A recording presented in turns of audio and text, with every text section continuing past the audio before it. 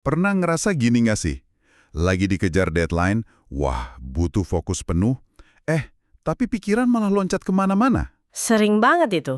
Atau sebaliknya, pas lagi santai, mungkin lagi mandi gitu, atau jalan kaki, kok tiba-tiba muncul ide brilian buat masalah yang udah lama dipikirin? Nah, itu dia. Kan kayak kontradiktif ya. Tapi, mana sih sebenarnya cara berpikir yang benar? Pertanyaan bagus banget. Dan itu langsung ke inti pembahasan kita kali ini nih.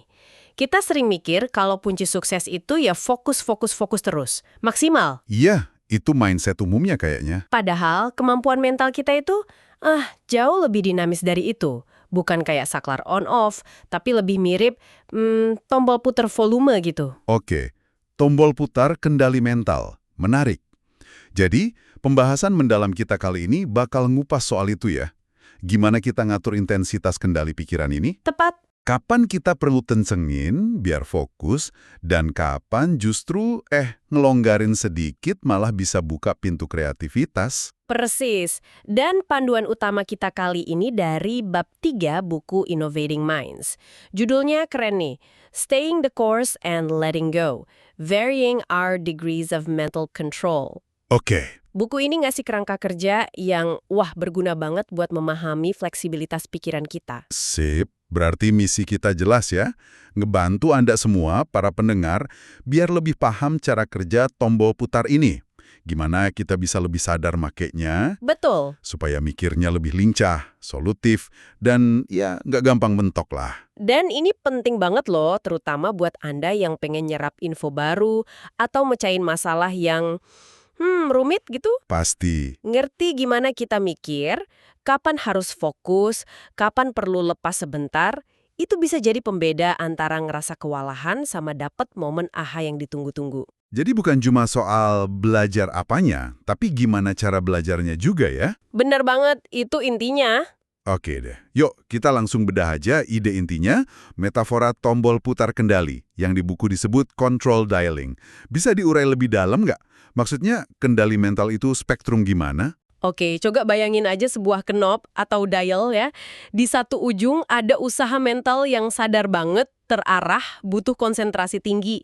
Nah, ini mode deliberate. Model fokus tinggi lah ya kita sebutnya. Boleh. Terus di ujung lain ada proses mikir yang lebih otomatis, spontan, kadang rasanya muncul gitu aja tanpa usaha keras. Nah, itu mode lepas atau otomatis. Betul. Dan kita semua kan sebenarnya gerak di antara dua kutub ini ya sepanjang hari.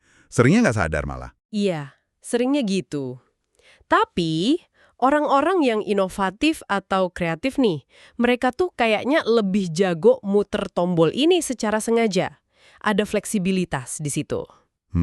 Jadi mereka lebih sadar kapan harus kencangin, kapan harus longgarin. Kurang lebih gitu. Buku ini ngasih contoh bagus pakai teka-teki asosiasi jarak jauh, remote associate problems. Dikasih 3 kata, misal sama, tenis, tongkat. Oh, yang jawabannya lipstick itu ya? Atau contoh lain deh, jatuh, aktor, debu. Nah, itu. Jawabannya bintang. Oke, nah jawaban ini kan bisa muncul lewat dua cara ya. Betul sekali. Bisa aja tiba-tiba muncul kayak kilasan wawasan aha gitu. Itu mode spontan, kendali rendah berarti. Iya. Atau bisa juga ditemuin dengan nyoba berbagai kemungkinan secara sistematis. Diuji satu-satu. Itu mode deliberate, kendali tinggi. Orang yang fleksibel bisa pakai dua-duanya dong. Nah, itu dia poinnya. Mereka berpaku di satu cara aja. Situasi di luar kita juga bisa maksa kita muter tombol itu kan.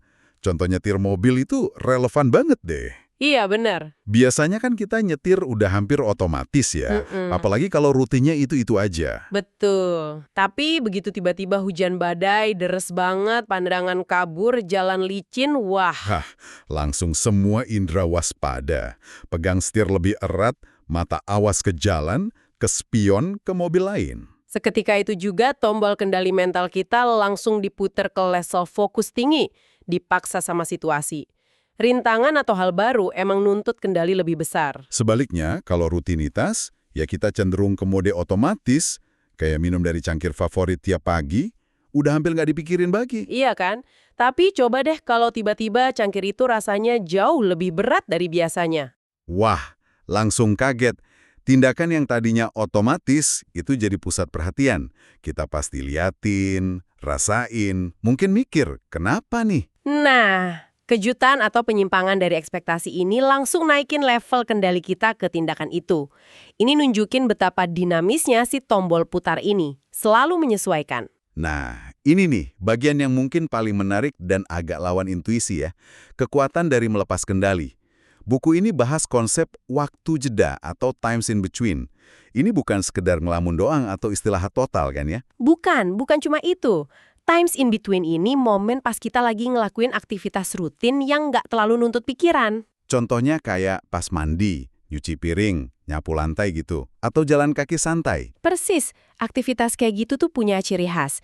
Ada kemajuan yang kelihatan jelas, piring jadi bersih, lantai rapi, dan ini seringnya micu perasaan positif yang ringan, rasa puas kecil gitu. Oh, jadi perasaan positif ringan ini, kayak rasa puas kelar ngerjain tugas kecil, ternyata efeknya gede ke cara mikir kita. Signifikan banget. Riset nunjukin emosi positif ringan ini cenderung memperluas cakupan perhatian kita. Maksudnya gimana tuh, memperluas cakupan perhatian? Jadi pas kita ngerasa sedikit lebih baik, lebih rileks, kita jadi lebih mungkin ngelihat gambaran besarnya. Lebih gampang nangkap hubungan antara ide-ide yang tadinya kayak nggak nyambung. Wah, Persif kayak yang dibutuhin buat mecahin teka-teki asosiasi tadi.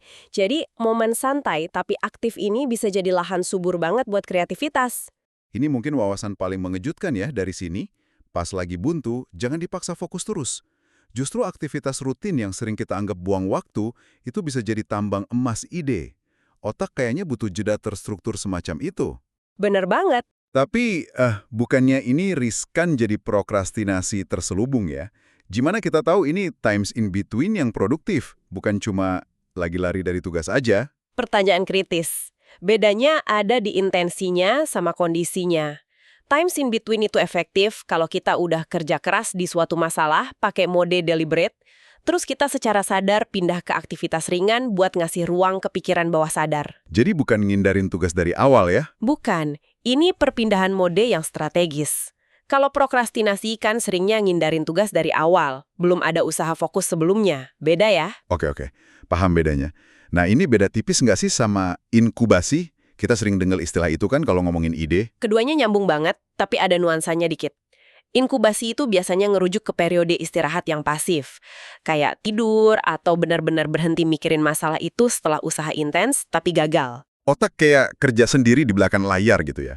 Dipercaya gitu, secara nggak sadar nata ulang informasi pas inkubasi. Nah kalau times in between itu lebih aktif. Kita ngelakuin sesuatu yang rutin dan nggak harus selalu diawali kegagalan total. Bisa juga cuma jeda singkat di tengah kerjaan. Jadi intinya sama-sama manfaatin proses mikir non-linear pas kendali dilonggarin. Tepat, keduanya pakai kekuatan saat kita nggak terlalu maksa mikir. Oke, jadi ada kekuatan di fokus tinggi, ada juga kekuatan di melepas kendali secara strategis. Tapi, gimana kalau kita pengen proses mikir kita lebih terarah, tapi nggak jadi kaku banget sampai matiin spontanitas? Nah, disinilah konsep thinking scaffoldings atau perancah berpikir masuk ya. Iya, thinking scaffoldings ini kayak alat bantu sementara. Bayangin aja kayak roda bantu di sepeda anak kecil. Oh, oke. Tujuannya kan bukan buat gantiin usaha si anak ngayuh, tapi buat ngasih dukungan biar dia bisa fokus belajar ngayuh sama jaga keseimbangan tanpa takut langsung jatuh. Sip. Jadi dalam mikir gimana tuh? Nah, dalam mikir, scaffolding itu strategi atau panduan yang kita pakai secara sadar buat ngarahin eksplorasi ide, jaga momentum, tapi tetap ngasih ruang gerak, nggak kaku-kaku amat. Sifatnya seringkali abstraksi tingkat menengah. Maksudnya gimana tuh? Kayak ngasih resep dasar gitu ya? Bukan instruksi langkah demi langkah super detail, tapi juga bukan cuma pokoknya bikin yang kreatif. Analogi yang pas banget. Cukup panduan buat mulai dan jaga arah, tapi nggak nentuin hasil akhirnya harus gimana. Contoh di buku soal desain tempat garam merica itu jelas banget. Yang mana tuh? Peserta nggak cuma diminta, ayo pikir kreatif, tapi dikasih instruksi spesifik. Coba perbesar satu bagian, coba gabungin dua bentuk, coba bikin satu bentuk masuk ke dalam bentuk lain. Ah, Instruksi manipulasi bentuk geometris dasar itu ya, itu berfungsi sebagai scaffolding. Persis. Panduan ini kayak maksa mereka nyoba jalur mikir yang mungkin nggak bakal diambil kalau dibiarin bebas gitu aja. Ini cara buat sengaja ngegoyang pola pikir kita dan munculin kemungkinan baru. Jadi ini bentuk intervensi sadal buat variasikan cara mikir kita. Bagian dari control dialing yang disengaja juga. Betul. Mengarahkan tapi tidak mendikte. Selain scaffolding yang lebih fleksibel ini, ada juga kan pendekatan yang lebih terstruktur, kayak brainwriting, misalnya metode 635, atau design by analogy. Apa peran metode-metode ini dalam konteks tombol putar kendali? Metode-metode ini pada dasarnya ya scaffolding juga, tapi lebih formal. Mereka itu cara-cara spesifik buat sengaja muter tombol kendali kita, terutama buat ngatasin hambatan umum dalam berpikir. Misalnya, masalah design fixation. Itu yang kita jadi kepaku sama contoh pertama yang kita lihat atau ide pertama yang muncul, jadi susah keluar dari situ? Tepat, itu sering banget terjadi. Atau masalah dalam sesi brainstorming lisan yang biasa, kayak output interference. Apa tuh output interference? Itu loh pas ide satu orang yang dominan atau ngomongnya cepat, bisa tanpa sengaja kayak ngeblokir ide orang lain yang mungkin masih ragu atau butuh waktu lebih lama buat ngungkapinnya. Oh, jadi yang lain jadi nggak enak atau nggak sempat ngomong ya? Listnya individual dulu. Jadi tiap orang punya kesempatan yang sama buat ngeluarin ide tanpa keburu terintimidasi atau terpengaruh omongan orang lain. Ini memaksimalkan variasi ide awal. Baru setelah itu idenya bisa didiskusiin bareng. Benar sekali.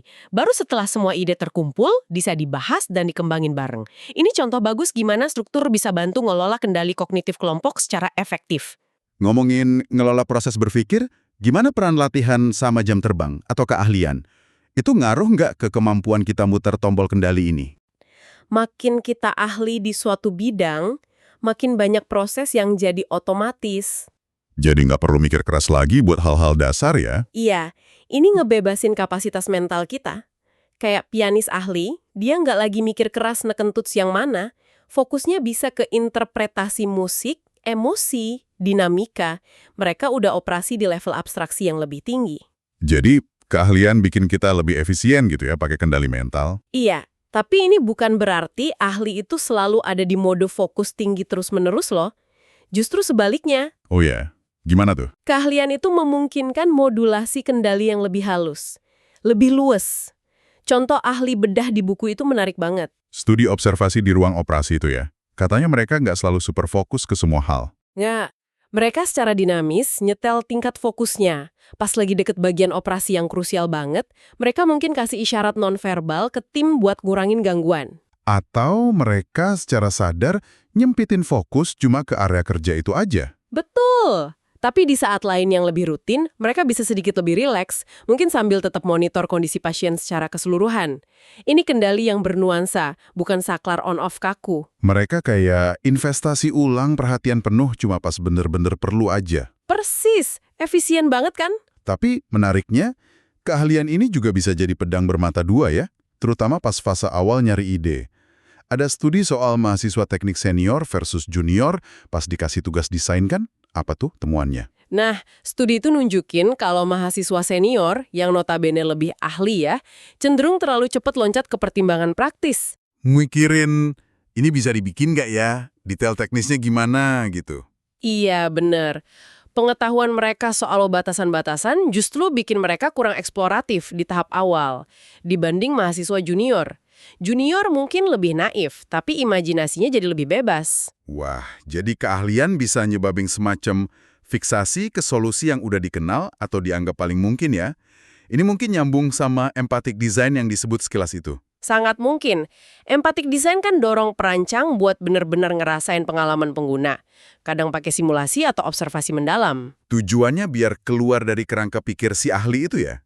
Iya, biar paham masalah dari perspektif baru yang segar. Ini bisa bantu mecah asumsi dan nyegah kita terlalu cepat nyempitin pilihan solusi. Penting banget di awal proses desain. Semua ini latihan, keahlian, keseimbangan tantangan juga nyambung erat sama kondisi flow kan? Kondisi puncak pas kita asyik banget sama aktivitas. Fokus tapi rasanya ringan. Iya, flow state itu sering banget tercapai pas ada keserasian antara tingkat kesulitan tugas sama tingkat keahlian kita. Nggak terlalu gampang biar nggak bosan, nggak terlalu susah biar nggak frustrasi. Betul. Terus umpan balik yang jelas soal kemajuan juga penting. Latihan yang cukup kan bangun fondasi keahlian biar kita bisa hadapi tantangan di level yang micu flow. Mencapai flow itu contoh puncak dari kendali mental yang optimal dan rasanya tanpa usaha ya. Bisa dibilang gitu. Enak banget rasanya. Lalu, gimana kita nyiimbangin semua ini dalam keseharian? Ada risiko nggak sih kalau kita kelamaan di mode kendali tinggi atau terlalu abstrak gitu mikirnya? Tentu ada risikonya. Kelamaan berkutat di level abstraksi tinggi atau fokus terkontrol intens terus-menerus, itu bisa bikin kita agak lepas dari realitas saat ini. Maksudnya gimana tuh? Bisa ngurangin kepekaan kita sama nuansa emosional. Baik emosi diri sendiri maupun orang lain. Empati bisa turun. Wah, bahaya juga ya. Makanya kuncinya sekali lagi ya, fleksibilitas. Kemampuan buat pindah-pindah. Nggak cuma tingkat kendalinya, tapi juga perspektif waktu. Kapan fokus ke masa lalu buat belajar, masa kini buat bertindak, masa depan buat ngerencanain.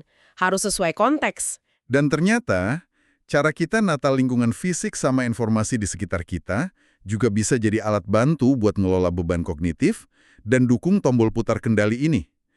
Contoh tugas diagnosis medis mahasiswa tadi lagi. Contoh itu kuat banget emang. Mahasiswa pasca sarjana, meskipun sama-sama awam soal medisnya sama mahasiswa sarjana, secara signifikan lebih mungkin bikin catatan eksternal yang terstruktur. Kayak daftar gejala, diagram hubungan, atau pohon keputusan gitu ya. Iya, sementara mahasiswa sarjana cenderung langsung nebak diagnosis saja. Dan struktur eksternal ini, catatan, diagram, berfungsi sebagai perancah yang bantu mereka meskipun mungkin awalnya kerasa lebih lambat. Jauh lebih bantu dalam jangka panjang. Catatan terstruktur itu ngurangin beban memori kerja mereka. Otak jadi nggak perlu nginget semua detail sekaligus. Jadi bisa mikir lebih jernih dan sistematis ya. Betul, lebih sistematis milih tes lanjutan dan akhirnya diagnosisnya lebih akurat, apalagi pas hadapin kasus baru yang kompleks. Ini pesan penting buat kita semua nih. Apa tuh pesan? Ngatur catatan kuliah, ngatur folder di komputer, bahkan cuma membersihin meja kerja, itu bukan sekedar soal rapi-rapi. Itu cara aktif kita bangun scaffolding eksternal buat dukung proses mikir kita. Oke. Penting ini.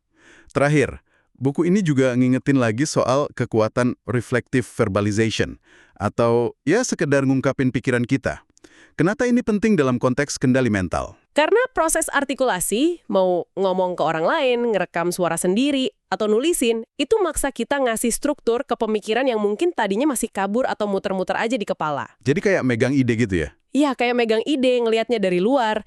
Dan sering banget pas proses itu kita nemuin hubungan atau implikasi baru yang tadinya nggak kepikiran. Menggunakan bahasa, alat eksternal ini, bantu kita ngebentuk dan mahamin lanskap mental internal kita. Ini juga bagian dari control dialing yang disengaja berarti ya? Bener banget, mengarahkan pikiran lewat kata-kata. Oke deh, kayaknya udah banyak banget yang kita bahas. Mari kita tarik benang merahnya ya. Setelah kita jelajahi bab 3 Innovating Minds ini, jelas banget kalau kendali mental kita itu nggak kaku, fleksibel banget. Iya, kayak tombol putar itu tadi. Dan kita bisa belajar cara ngaturnya dengan lebih sadar. Kemampuan buat fokus intens pas perlu, itu penting tapi. Begitu pula kemampuan buat secara sengaja melepas kendali, membiarkan pikiran kelana dalam aktivitas rutin atau jeda, see times in between itu. Keduanya komponen krusial. Buat mikir kreatif, mecahin masalah, dan belajar secara efektif ya. Betul. Dan kita nggak pasif soal ini. Kita bisa aktif ngaruhin tombol putar ini.